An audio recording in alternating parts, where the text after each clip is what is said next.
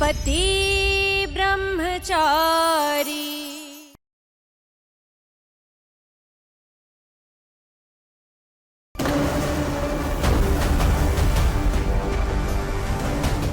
ఈషాకి ఇప్పుడు ఆరోగ్యం కూడా బాగలేదే. ఇలాంటి పరిస్థితుల్లో తను ఎక్కడికి వెళ్ళుంటుంది? తనకి ఏమైనా అయితే నేను అయ్యగారితో ఏం సమాధానం చెప్తా?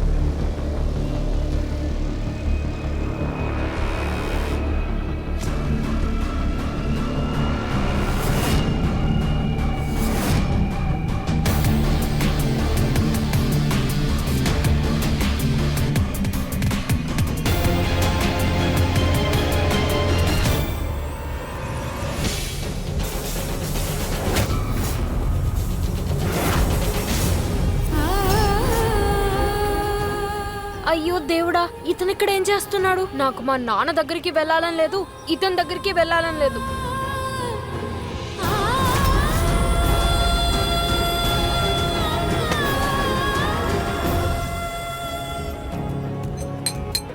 అన్నా ఒకసారి చూడండి, ఈ అమ్మాయిని ఎక్కడైనా చూసారా? ఈ అమ్మాయా? ఈ అమ్మాయి ఇక్కడే నీళ్లు తాగుతునింది. ఏంటి నీళ్లు తాగుతునింది? ఎక్కడికి వెళ్ళింది?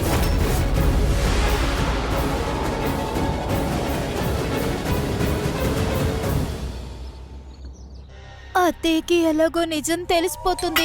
మనం ఇప్పుడే అత్తయ్య దగ్గరికి వెళ్ళి మీ కోడలు బింద్యా కాదు ఆ మహారాణి అని చెప్పేద్దాం. అలా చెప్పకపోతే మనందరినీ ఆవిడ ముక్కలు ముక్కలుగా నరికేస్తుంది. అన్ని విషయాలు తెలిసి నాకెందుకు చెప్పలేదని ఆవిడ శివతాండం చేస్తుంది. లేదు, నేను ఇప్పుడే అత్తయ్యకి అన్నీ చెప్పేస్తాను. ఆగండి, ఏం చేస్తున్నారు? అరే మీకే తెలీదా ఇషా పేరు వింటే ఎంత కోపడుతుందని? వదినా, నేను చెప్పేది వినండి. సూరజ్ అనేని రాని. ఇట్లాంటి సిచ్యువేషన్స్ లో అన్నయ్య వల్ల మాత్రమే కంట్రోల్ అవుతుంది. ప్లీజ్ ప్లీజ్ సైలెంట్ గా ఉండండి.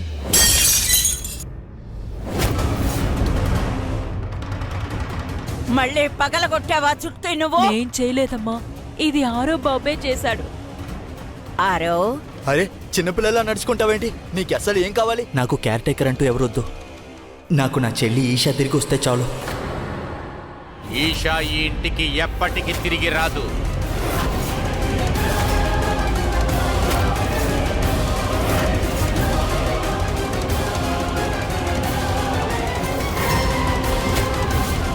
నిన్ను చూసుకుంటానికి నేను మనిషిని సిద్ధం చేశాను.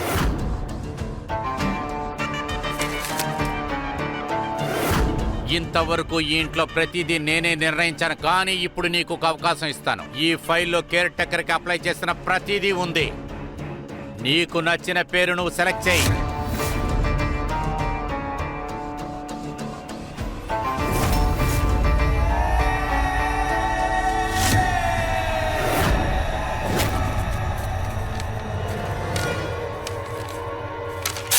ఓకే, వీళ్ళనే పిలవండి.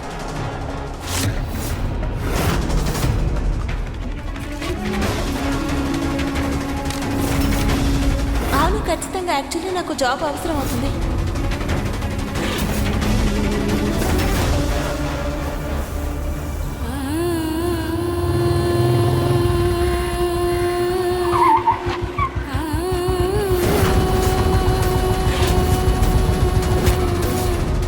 ఏ గొడవ చేయకుండా వచ్చి వండేకి కూర్చోండి ఈషా గారు. కూర్చోను. ఏం చేస్తావు? నువ్వు రౌడీవే అయి ఉండొచ్చు, నాకు నువ్వంటే భయం లేదు. నువ్వు నీ అధికారాన్ని నా పైన చలాయించుకో. సరే, నీకు ఇష్టం ఉన్నా లేకపోయినా నువ్వు ఖచ్చితంగా నాతో పాటు రావాల్సిందే. రానంటే రాను. దారి కట్టులే.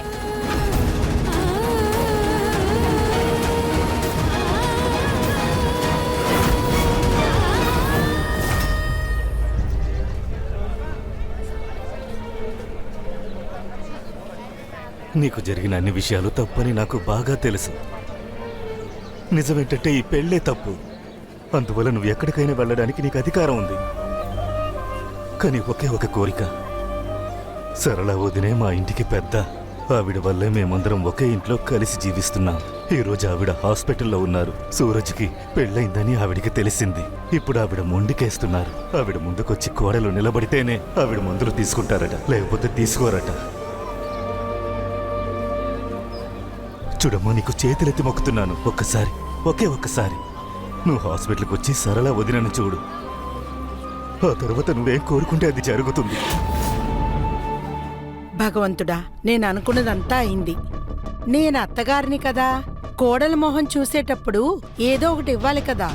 ఇదిగో నా దగ్గర ప్రస్తుతం ఈ ఉంగరం మాత్రమే ఉంది. నేనేం చేసుకుంటాను దీన్ని? రాగానే నా బిందియాకి ఇచ్చేస్తాను నేను. బాగుంది కదా?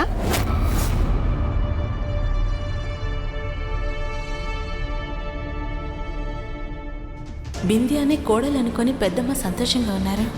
కానీ సూరజ్ అన్నయ్య బింద్యాని పెళ్లి చేసుకోకుండా ఈషాని పెళ్లి చేసుకున్నారని తెలిస్తే ఆ తర్వాత ఎలా రియాక్ట్ అవుతారని తెలియట్లేదే.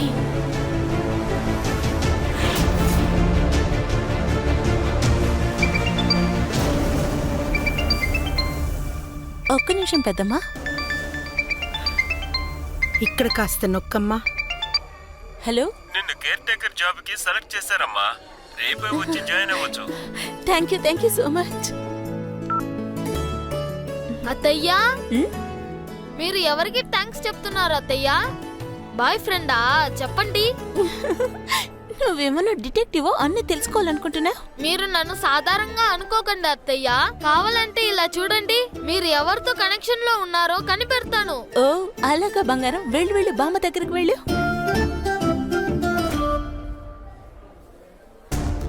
ఇంత టెన్షన్లో నాకు పని దొరికిన విషయం పెద్దమ్మతో చెప్పాలా వద్దని తెలియట్లేదే. ఇషా వదినికి సూరజ్ అన్నయ్యకి పెళ్లి జరిగిన విషయం తెలిస్తే పెద్దమ్మ చాలా టెన్షన్ పడతారా? అది కాకుండా గులాబ్ సింగ్ ఇంట్లో నాకు పని దొరికిందంటే పెద్దమ్మ ఎలా ఆలోచిస్తారో. నన్ను ఖచ్చితంగా పనికి వెళ్ళనివ్వరు. మీరు ప్లీజ్ దయచేసి నా ముందు చేతులు జోడించకండి ప్లీజ్. ఇలా చూడమ్మా, నేను నిన్ను బాగా అర్థం చేసుకున్నాను. మిగతా వాళ్ళ కష్టాన్ని అర్థం చేసుకుని అమ్మాయిల్లా నువ్వు కాదని నేను తెలుసుకున్నాను. బంధాల్ని తెంచుకోవడం వల్ల నొప్పి తగ్గుతుందంటే తప్పకుండా నేను దాన్ని తెంచుకుంటాను. కానీ కొన్ని బంధాలు భారం, అందులో నుంచి బయటపడలేను. నువ్వు ఒక్క విషయం అర్థం చేసుకో, నేను నా బాధ్యతలు సరిగ్గా నెరవేర్చడానికి నీ సహాయం నాకు అవసరమమ్మా.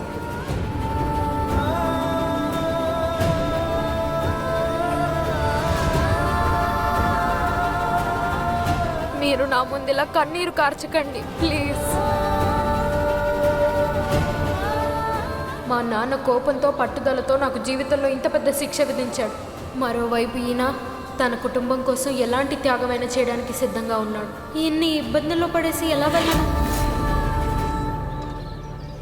మన అన్న వాళ్ళ ప్రేమ కాకపోవడం ఏమిటో నాకు బాగా తెలుసు. పదండి, నేను మీతో తప్పకుండా వస్తాను.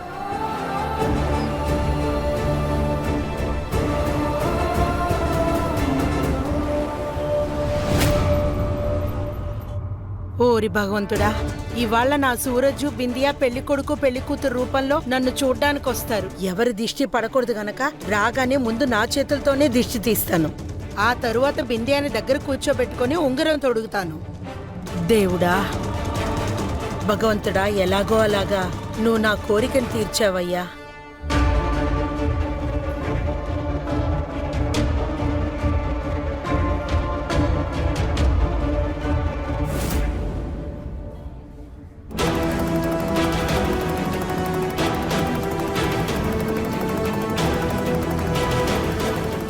ఈషా గారిని చూసిన వెంటనే పెద్దమ్మ ఎలా రియాక్ట్ అవుతుందో.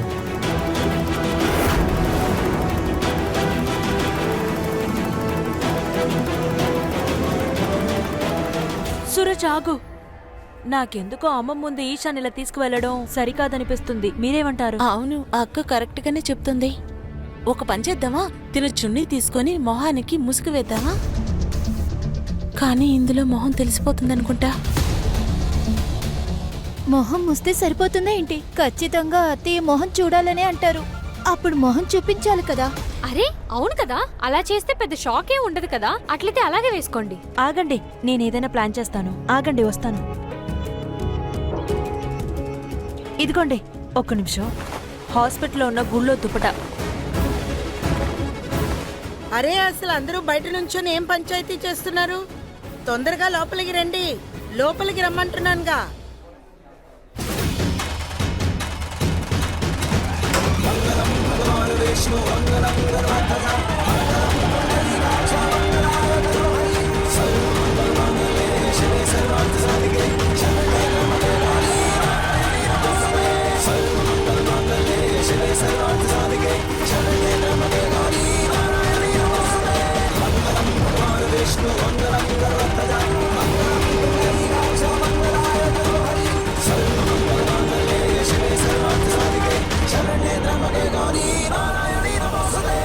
ఇప్పుడే ఉంటుంది అసలైన జాతర. ఇప్పుడు అత్తయ్య సడన్ గా షాక్ అవ్వరు, ఖచ్చితంగా హై స్పీడ్ అవుతారు. ఇది నేను వీడియో తీస్తాను, ఎందుకంటే ఈ సంఘటన మళ్ళీ మళ్ళీ జరగదు.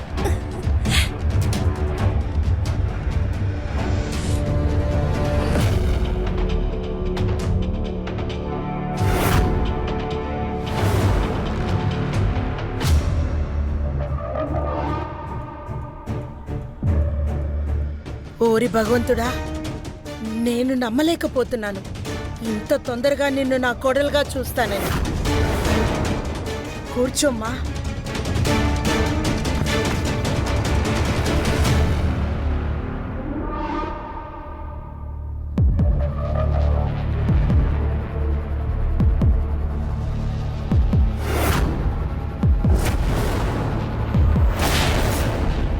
పెద్దమ్మ ప్లీజ్ చున్నీని తీయకండి.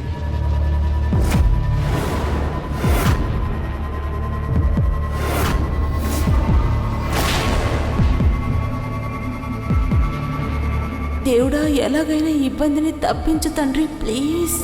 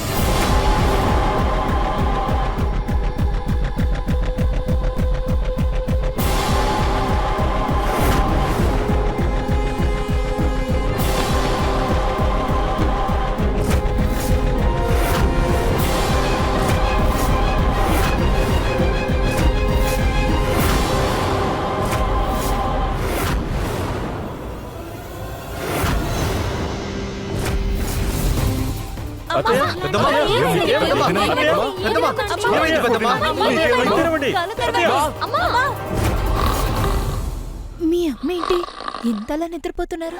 మహాభారతం యుద్ధం జరుగుతుందనుకుంటే గొరక తీస్తున్నారు కుంభకరుణ్లాగా. అరే ఎవరైనా డాక్టర్ని పిలవండి. ఇవి కొంచెం. ఇంతమంది ఎందుకు పేషెంట్ పక్కన నుంచున్నారు? వెనక్కి వెళ్ళండి, దయచేసి వెనక్కి వెళ్ళండి. ఆవిడ నిద్రపోవడానికి నిద్ర మాత్రలు ఇచ్చాను. ఆవిడ బాగా రెస్ట్ తీసుకోవాలి. నిద్ర మాత్రం ఇచ్చారా? అరే, ఇషా వదిన మొహం చూడకముందే పెద్దమ్మ పడుకున్నా సరే ఏంటి?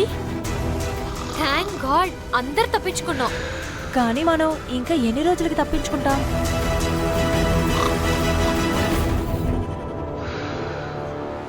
సర్లాంటికి నేను అంటేనే ఇష్టం ఉండదు. ఇక నన్ను చూసిన రోజున ఏం గొడవ అవుతుందో ఏంటో. తన మరిది కొడుక్కి పెళ్ళయింది, వేరే ఎవరితోనో కాదు నాతోనో అని తెలిస్తే.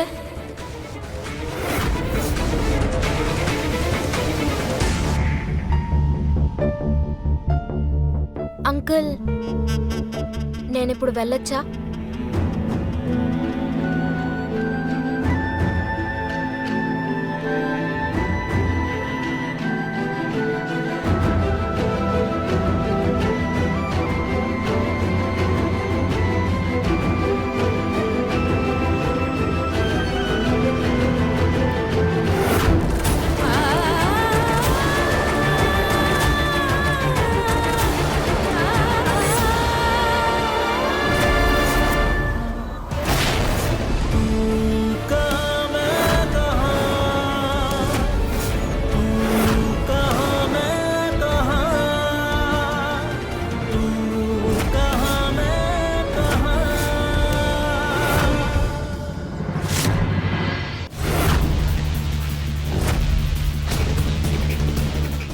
దుర్మార్గం? నన్ను వెళ్ళనివ్వు. నేను వెళ్ళనివ్వను. అయితే నేను ఆపు చూద్దాం.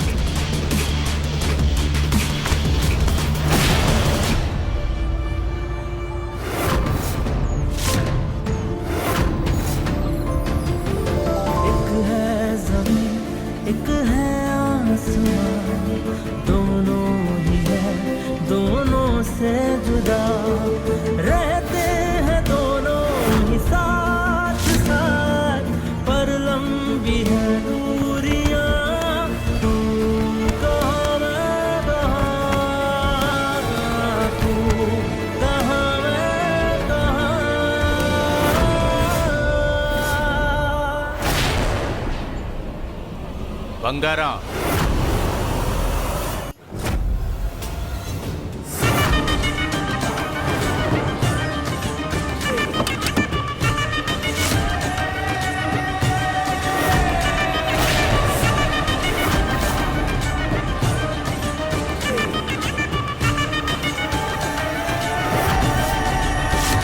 అయ్యగారు,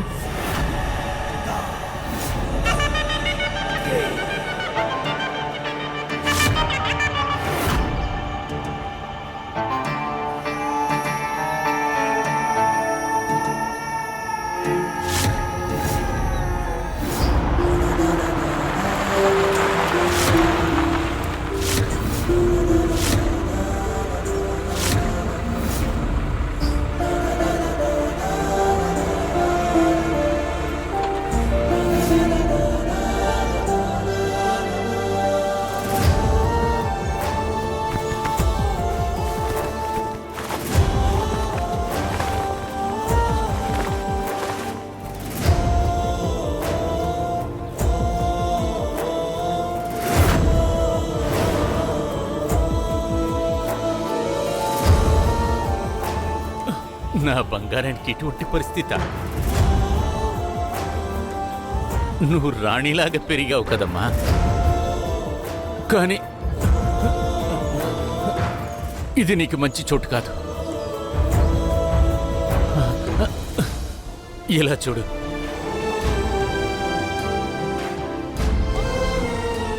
మళ్ళీ నీ లోకానికి నేను తీసుకెళ్ళటానికి కోసమే నేను ఇక్కడికి వచ్చాను.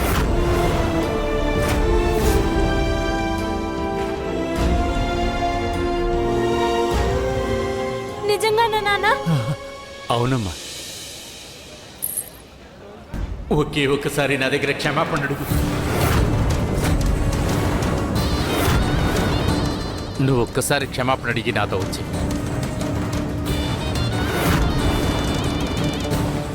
ఇప్పుడు నీ పరిస్థితి నన్ను ఎదిరించిన దాని వల్ల వచ్చిందే కదమ్మా. నీ ఈ చిన్న ప్రయాణం నీ జీవితాంతం మర్చిపోలేవు.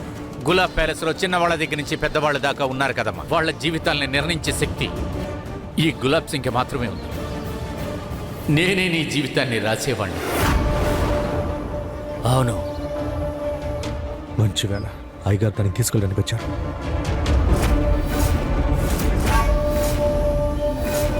నా కూతురికి విడుదల దొరికింది గులాబ్ సింగ్, నా కూతురికి విడుదల దొరికింది. దానికి విడుదల దొరకలేదు. దాన్ని పెళ్లి అనే గూటిలోకి బంధించుంచాను. తను కూడా నీలాగే క్షోభతో చనిపోతుంది. నువ్వే ఇప్పుడు బాధపడుతున్నావు. అది నా కూతురు. నువ్వు చూపించే మార్గంలో ఎన్నటికీ నడవదు. దాని మార్గాన్ని అదే ఎంచుకుంటుంది. అరే, నీ పంజరంలోంచి దానికి విడుదల దొరికింది. ఏయ్, అరుమే.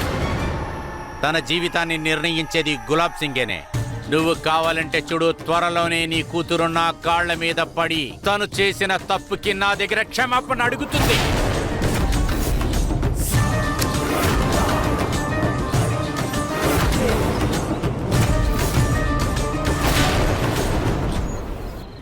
ఇది తీసుకో. వీళ్ళందరినీ వదిలిపారేసి నువ్వు నాతో వచ్చి మన ఇంట్లో జీవితాన్ని సాగించమ్మా. అక్కడ నువ్వు పెద్ద రాణిలాగా బ్రతకొచ్చు.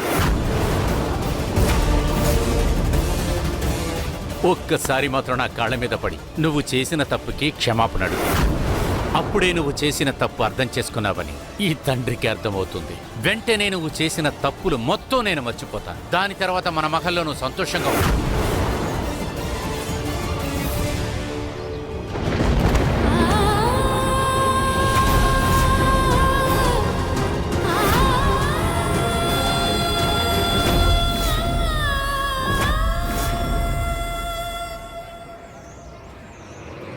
ఇది తీసుకోమ్మా.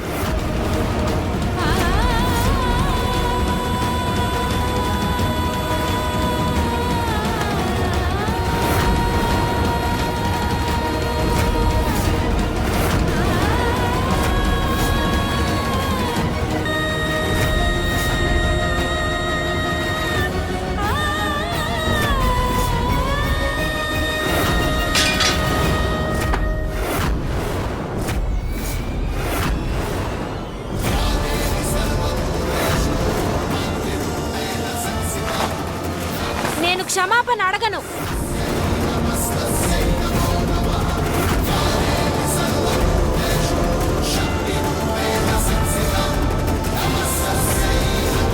మీరు నా నమ్మకాన్ని బొమ్మ చేశారు. నాకు ఇష్టమైన అన్నిటినీ నా జీవితం నుంచి దూరం చేశారు. కానీ ఇప్పుడు నా సెల్ఫ్ రెస్పెక్ట్ని మీకోసం వదలను. మీరు మీ బుట్ట బొమ్మను తీసుకెళ్ళడానికి రాలేదు. మీకు ఎలాంటి బుట్ట బొమ్మ కావాలంటే మీరు చేసే తప్పు ఒప్పుల్ని పట్టించుకోకుండా సై అనాలి. నేను దుఃఖంలో ఉండడం చూసి మీరు నన్ను తీసుకెళ్ళడానికి రాలేదు. మీరెందుకు వచ్చారంటే మీ పట్టుదల, అధికారం ముందు నేను తల ఉంచుకోవడం చూడ్డానికి వచ్చారు. నాన్న, అప్పుడు నా జీవితాన్ని పణంగా పెట్టారు, ఇప్పుడు నా జీవితాన్ని పణంగా పెడతారా? ఏ మనిషి అయితే తన స్వార్థం కోసం తన కన్న కూతురు జీవితాన్ని పణంగా పెడతాడు, అలాంటి మనిషి వెనకాల మళ్ళీ నమ్మి వెళ్తే నా జీవితాన్ని మళ్ళీ పణంగా పెట్టుకుని ఉంటాడా? మంచి తండ్రి అంటే ఎటువంటి స్వార్థం లేకుండా తన పిల్లల్ని ప్రేమించగలిగేవాడు. 2 రోజులు వీళ్ళ ఇంట్లో ఉండి ఈ విషయాన్ని బాగా అర్థం చేసుకున్నాను. పిల్లల పట్ల, కుటుంబం పైన ఎలాంటి ప్రేమ అభిమానాలతో ఉండాలో మీరు అరవింద్ అంకుల్ని చూసి నేర్చుకోండి.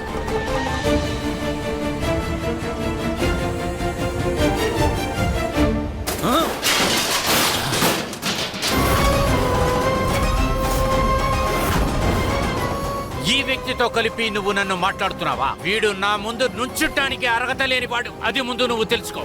అటువంటి వాడితో నువ్వు నన్ను కలుపుతున్నావు. అతన్ని అడుగు. ఇంతవరకు నువ్వు జీవించిన జీవితం ఉంది కదా, ఆ జీవితంలో ఒక్క క్షణం నీకు ఇవ్వగలడా? అడిగో. నేను మీ దగ్గర బ్రతికిన బ్రతుకు అదొక అబద్ధపు బ్రతుకు. చాలు, అనవసరంగా నువ్వు మాట్లాడుతూ. ఈ లోకం డబ్బు ముందు మనిషికి ఎప్పుడు దాచోకమే. అది ముందు నువ్వు అర్థం చేసుకో. ఎటువంటి సౌకర్యాలు లేకుండా ఈ ఇంట్లో నువ్వు 2 రోజులు ఉండలేవు. అది తెలుసుకో.